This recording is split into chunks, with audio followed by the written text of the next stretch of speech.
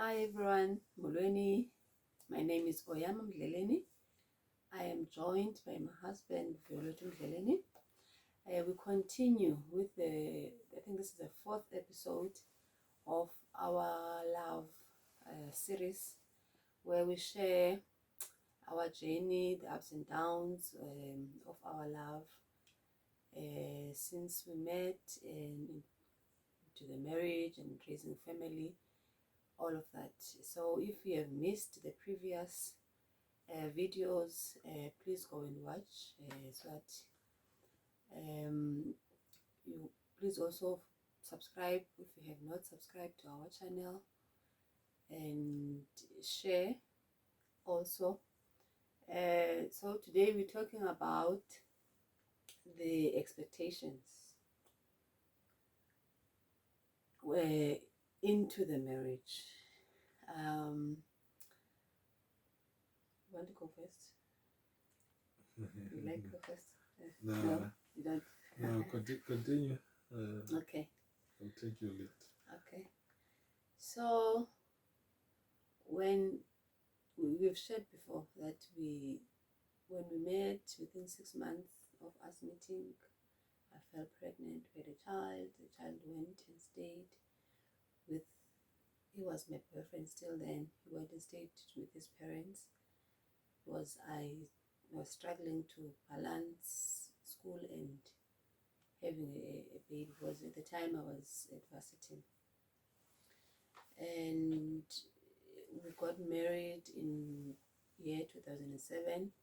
We've shared before that we relocated from Cape Town to Johannesburg. So during that transition then, we stayed together a bit before we got married then. I think within 3 months we went and we signed at Home Affairs, so it was nothing fancy. We just went and signed at Home Affairs, and the white wedding followed, I think, 2 years after that. But now, so the expectations for me getting into the marriage, first of all, I never communicated my expectations. I think at the time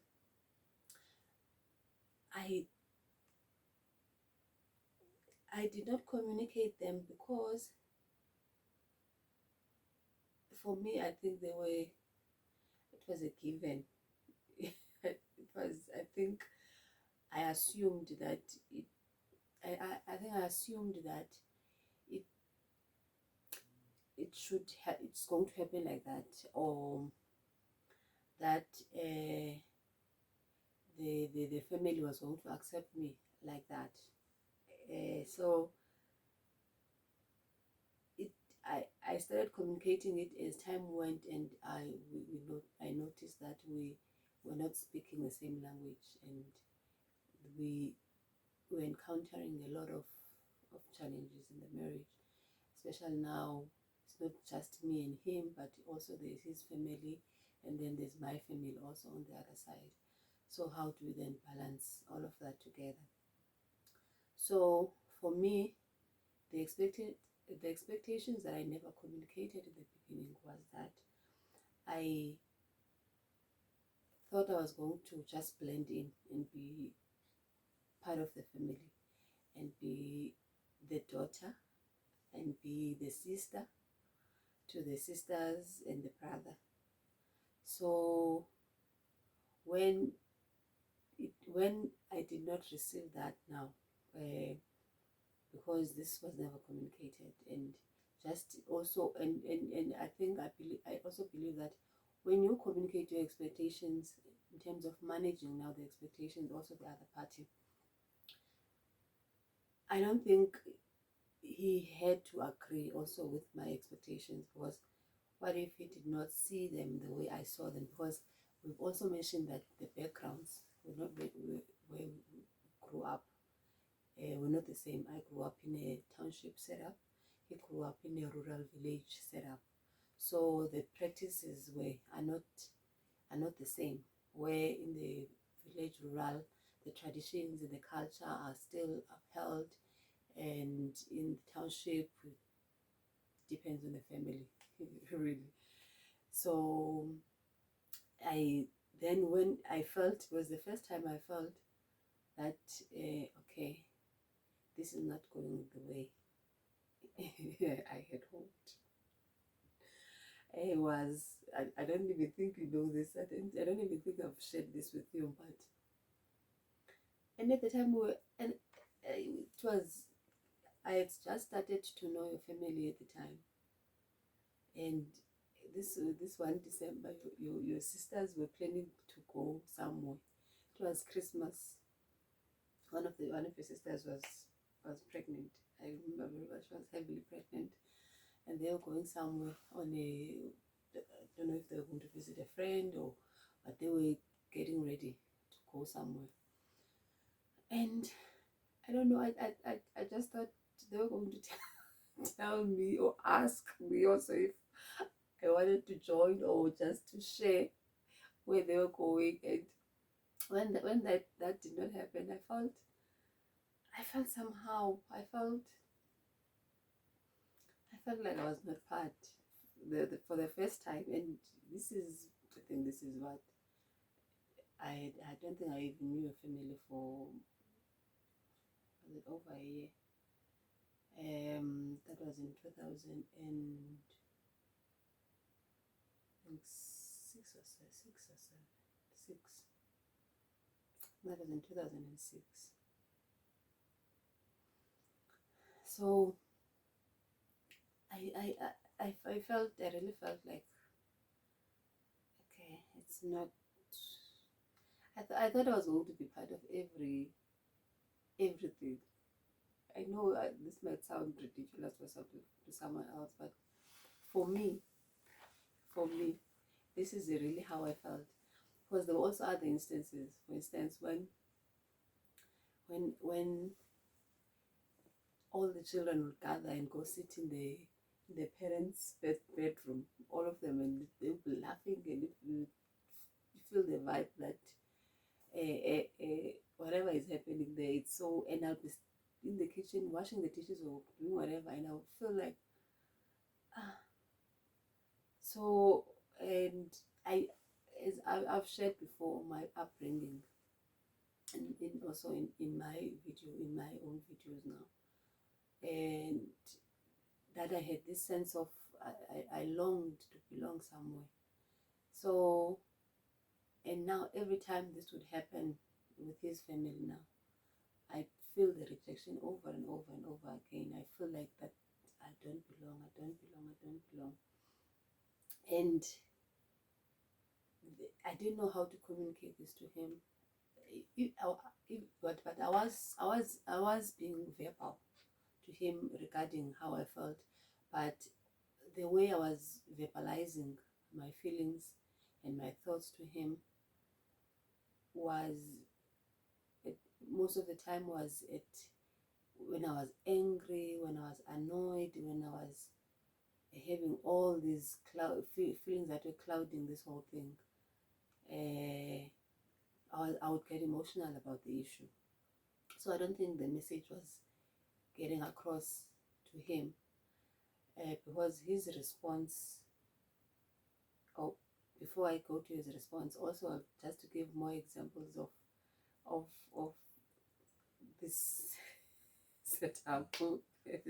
So also this one time, his younger brother was giving problems, he was being a rebellion somehow. So then there was a meeting to discuss this matter now, how we're going to handle his behavior, and some sort of an intervention from the siblings now and the parent. And I was not part of the meeting, and I felt like, again, like, why are you not involved? Because I felt like it's his responsibility. I can't uh, bring the issue to the whole family.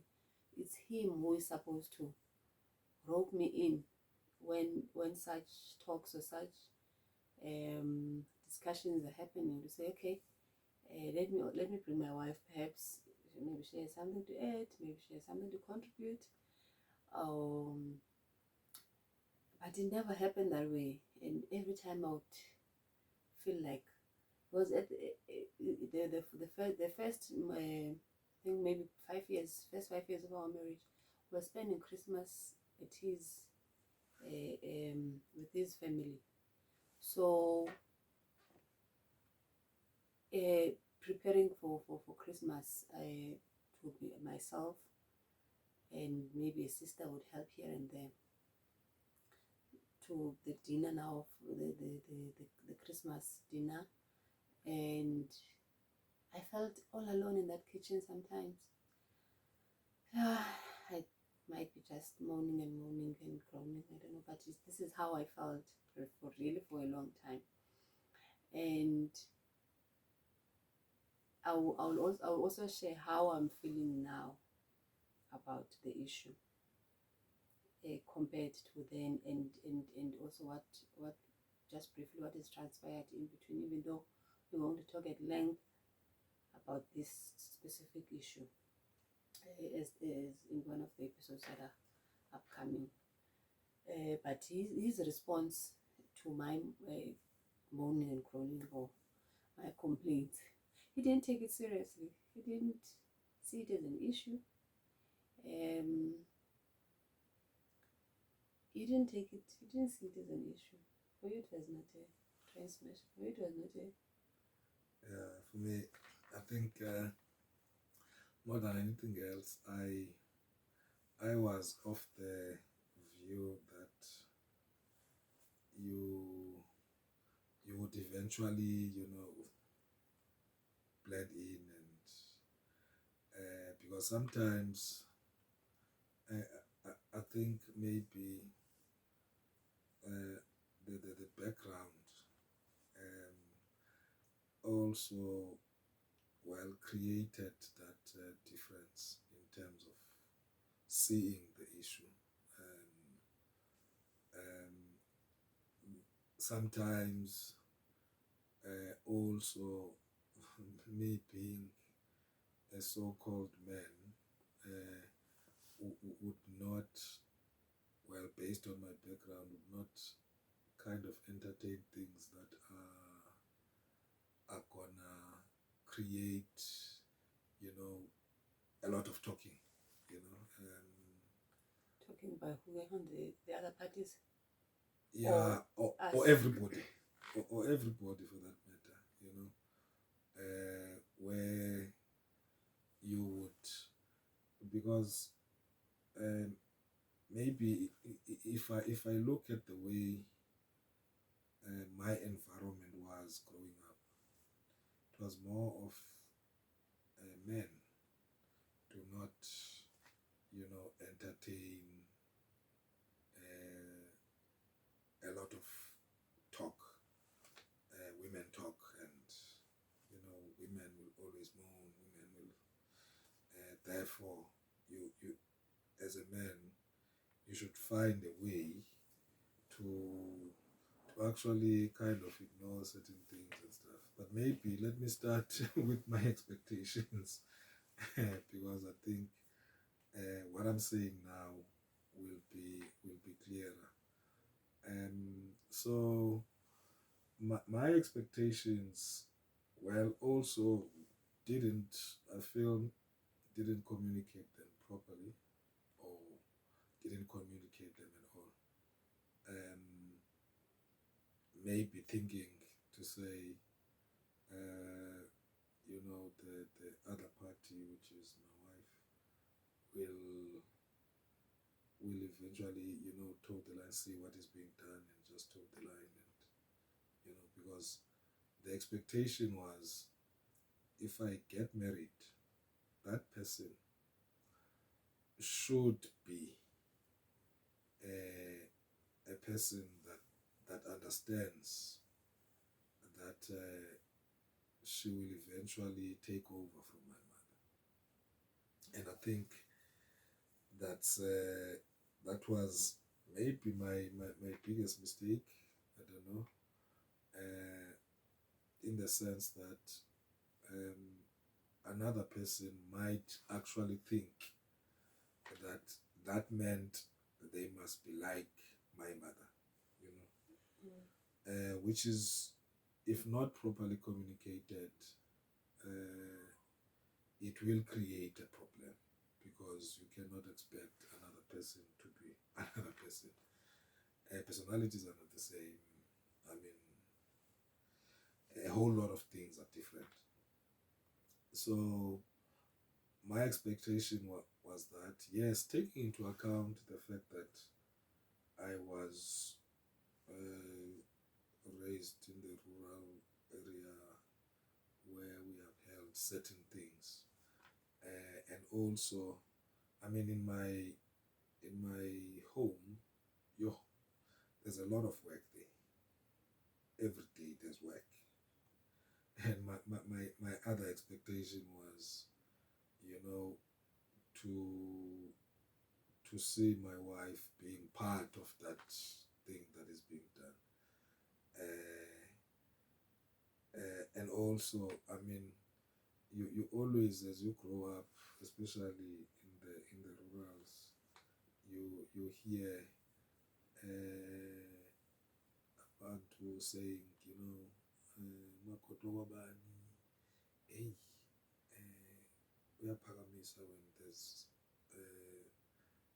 umcimbi and so on and stuff, and that makes the guys that are sitting by the crawl, I'm talking the men now, to be kind of proud, but yeah, yeah, and everything. So that was my other expectation, to kind of see that, but I think I failed to communicate that. Maybe also in a way that's not making my wife think, Obana, she's gonna be, a new slave now, and all that.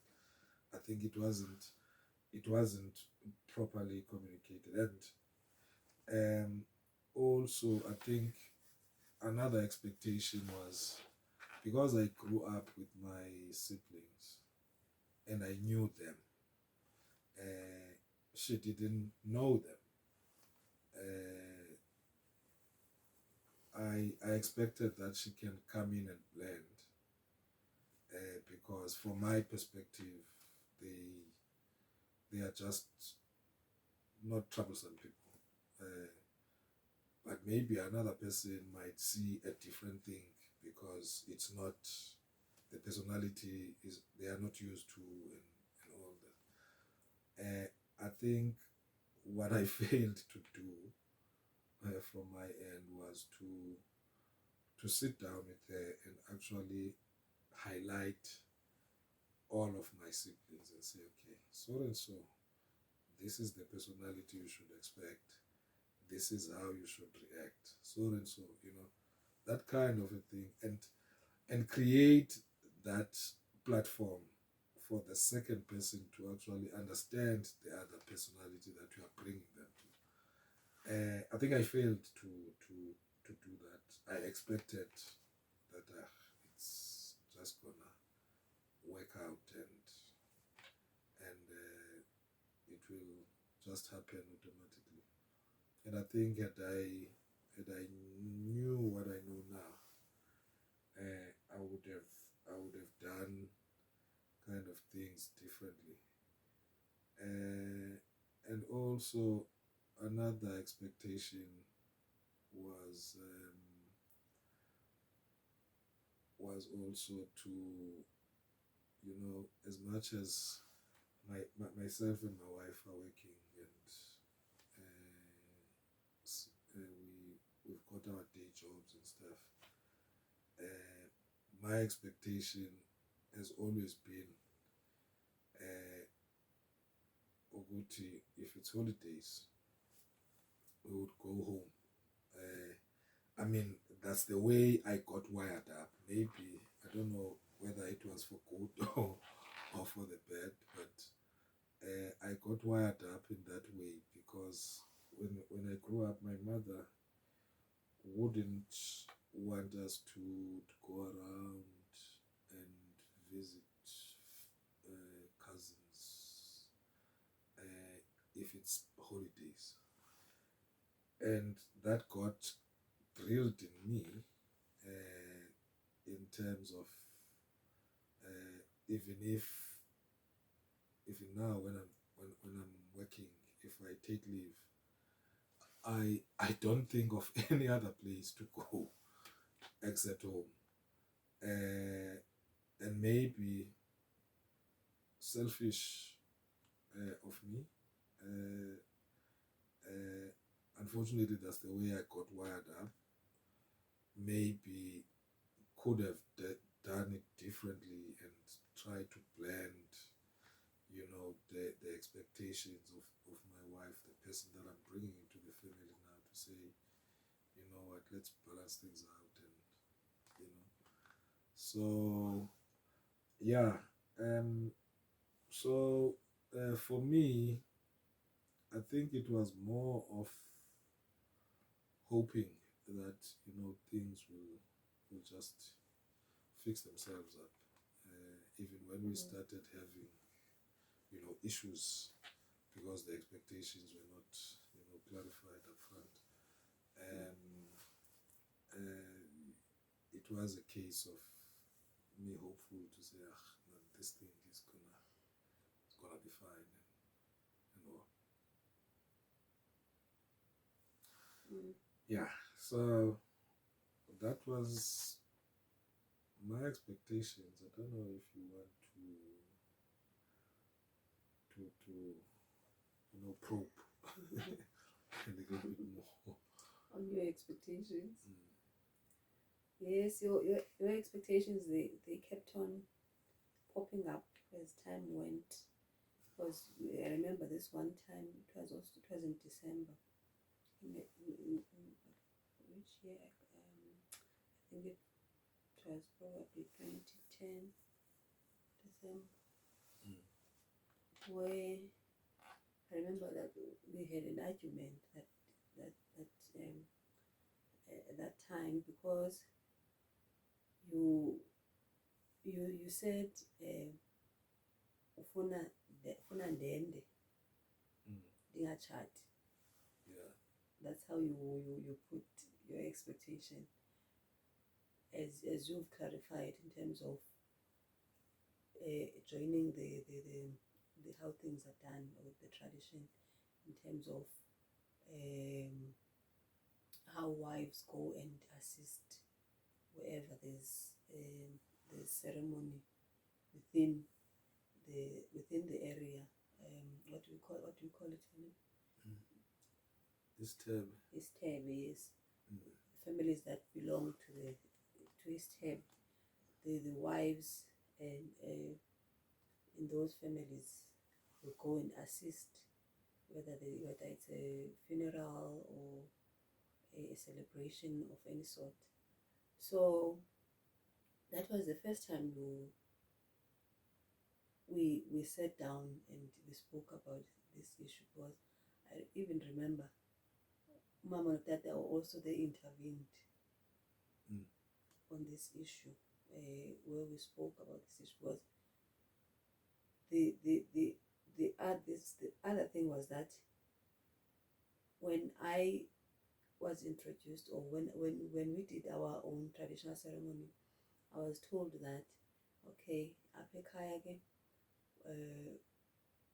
this is what is done, and therefore you will also be expected to also assist in terms of the routine, or the whatever activity is being done. And then there was a mention of the 5 o'clock in the morning, when Mama would wake up and start her day, in terms of now setting up to cook porridge, and so, and also lighting or switching on the stove, it's not coal, it's wood. It's wood that is used on the stove. So I remember this time was, as much as this was told to me, and I did not comply with this, I don't know if I can call it a ritual or a routine, that had been there for years, as my mother-in-law maintained that over the years, 5 o'clock she starts a day and she goes and switches on the stove, starts boiling water, cooking the porridge, as and and and and and I think I did communicate this to you, that this was going to be difficult for me, because 5 o'clock, I think I tried it once or twice, I couldn't. So on this day, during this argument, then this issue also came up, and the response of umama no data was that they were not expecting that from me. That they like they were expecting that I will help wherever I can, that I don't have to have this burden of feeling that if I can't do certain things, then I'm failing. And but as long as I am able to contribute in whatever way I can, which is uh, my best effort, if I can put it that way, which were things that were piling up, and we were not discussing them, and they kept on blowing, and we would try to spoil umlilo, and another thing would come again and so when you explain to me ukwenda, the difference between ukwenda and uchad now, and now here I am expecting to be a daughter to this family, expecting to be a sister to this family. So I felt like, now where does this put me or leave me now, when Kandendile was it seemed like I would forever be an outsider, be seen as an outsider, as this person who will maintain these routines or rituals on their own, continue with them, and as a person now, as ba usitsho nawe uba, it makes you proud, it makes you proud, or I don't know, is it egotistic, or just a matter of it makes you proud that as a man, that your wife is able to do these things, or is commits to doing these things, and also whether she likes it or not, or able or not, or able to, or not, or unable to. So for me now, I was left like not knowing exactly, because it's like it cancelled everything about my expectations. If I had to stick to, because we never even like tried to say, okay, let's meet each other halfway now in terms of this, because I felt that you maintained your way of not including me of on things, as you saying you did not want to entertain me because I was so maybe so it is complaining complaining, or just me being unreasonable, maybe at some level, I don't know, but somehow we were not meeting each other. We were not meeting each other halfway. We were not addressing these issues. Am I making sense? Yeah, you are. But I think the root cause would have been the expectations were not properly, put to the Communicated, yeah. to the table, upfront. Mm. To ensure that we observe those expectations, because I think it would have been different if those expectations were kind of, you know, fully discussed upfront, where I can say, okay, that one will fly, that one won't fly. That one will fly, that one will fly. You also say, this will fly, this won't fly. You know, kind of a thing. And I think, uh, as I said, more than anything else, it was more of me having this kind of uh, a view of how my wife should conduct themselves, and I don't think it was fair to you, because if I look at it now as well, um, no person can actually match what my mother does at home. I mean, even at her age, you realize that this this person is just like this, and you can't change that. So um, I think to expect that you take over every inch of what she does was kind of unreasonable from my side, because I mean, the way she's wired, it's different to any other person uh, who who might be looking at what she does there, and it can create some sort of a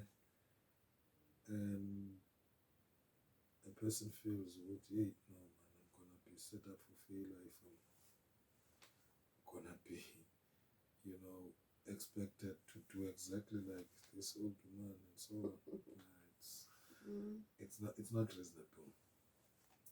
Yeah. So, but yeah, I think the biggest mistake was not to communicate them.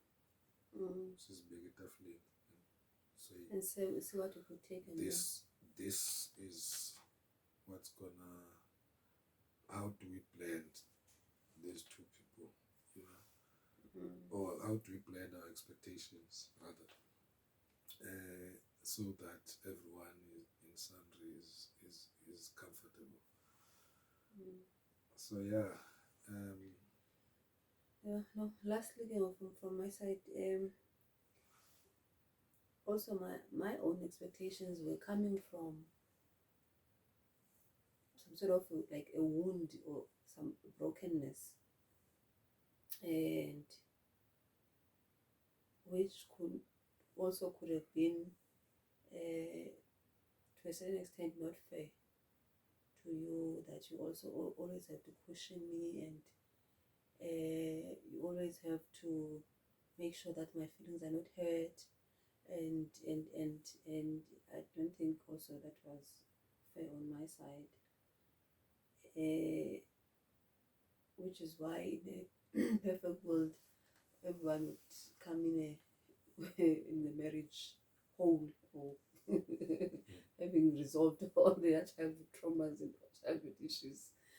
But yeah, it wouldn't have been, it was not fair for me to really expect, because it was not just you sitting in those meetings, or and at times you did try to leave that the bedroom and the fun that was happening there, and then you come and sit with me in the kitchen. At times you did try to balance the family and wife, because you spend time with me most of as we stay together, and then when you go home again you also have to stay to sit with me and like sort of babysit me. So yeah, it was really not fair to an extent, but maybe there are areas where perhaps you could have included me, just so that I also felt like I had a say, I had a contribution to make as now this new person who is joining the family. So perhaps maybe we could have done things that way, which moving forward now we're trying to meet each other halfway in terms of trying to match the your expectations and mine. But even though for me now, I they still keep on popping up. Was even I think last year when we were speaking, we we spoke about the issue of having two kitchens now at home and managing that, and which we, there are still issues that keep on coming up, but we are able to discuss them and try to find solutions to them, because as much as you say you would love for me to take over the reins in terms of your mother, in terms of managing, maintaining the family structure or the family, how uh, even though it will be of course with my flair and taste and blend, but also but trying to keep the family together. That's what I'm trying to say, as she has done over the years. Of which that yes, I understand, and especially now when I don't have to do things her way, I can learn from her, and as a person who's been doing this for years, and as a person who has raised children and raised a family and been married for over 40 years, I can learn from her, but also take into account that I have also my own uh, perhaps things that I like, maybe I would like to introduce, and of course in a respectful manner. So yeah, that's where we at currently. The kitchen is still maintaining the kitchen is tough job. From breakfast to preparing lunch that we have to cook, the lunch that is cooked. And then after cooking that lunch, we need to cook again supper. And all the grandchildren are there at that time. They all need to bath. And the helper is left at 4 o'clock. They all have to bath. Where you need to prepare them water for them, and but at least we have some teenagers who you can drop in and who sometimes I rope in to say, help here, bath this baby and this baby and this baby, and wash the dishes and do this and this and this. So they are able to assist, but managing that kitchen, it is a lot of work. That one, it is a lot of work. So, yeah, I think people do not understand that dynamic. But maybe just briefly, I can say in that home, there's never been less than uh, you know 10 mouths to be fed. It's either 10 or more. and when we're all there now, over 20 mouths to feed. Yeah, so and we kind of gotten used to that, Tina, because we grew up with our cousins as well, and I mean 6 of us and cousins plus Cousins from mom's side and dad's side. predominantly from mom's side actually. Yeah. So we that kitchen, yeah, as you say, it's a lot of work, and it's always been a lot of work for anyone who's trying to manage that thing. And I think that is why uh, it's difficult not to have it, as long as there's still at one time more than 20 mouths to feed. You know, you have to to to to to get that balance right. And also, more so, I think it's a matter of, as children grow, teach them things to do, so that they are quite helpful as well.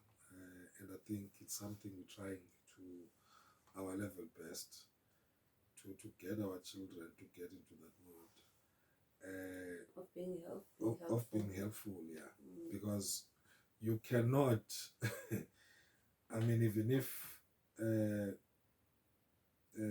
mean, we get that even here in Joburg now. It's how many of us? We are In the house. in the house. We're seven. Seven. So you can see the amount of dishes that get created there. It's only for 7 people. Imagine now it's 20 people. It's 20 people And it's pots, and it's 3 times a day. It's 3 times a day cooking. Mm. So there's dishes for the morning, during the day, when the helpers are there, you know, the guys that assist in the cutting and all. Yes, they the also supper. eat, and the supper. It's tough. I can agree with you, but I think, we can always make a plan and create a program. I mean, if all the kids are there, we make sure that we get them into a Everyone program. plays a part. Yeah. Yeah. So that's it today about our expectations. So on the next episode, we'll be talking about religion, how we have tried to manage that within our marriage. So I hope this was a helpful and informative installment. So please don't forget to subscribe, like, and share the video. And also, please do go and watch the previous videos that we did, the first, second, and third episode. Yeah. Thank you so much. Take care. Bye. Okay. Cheers.